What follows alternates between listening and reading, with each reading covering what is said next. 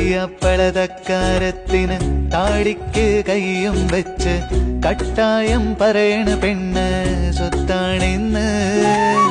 കാടും മലയും കടന്ന് നാട്ടാരുടെ ഏഷണി നീങ്ങി മുണ്ട് മുറുക്കിയെടുത്തവൻ താളം പാടി.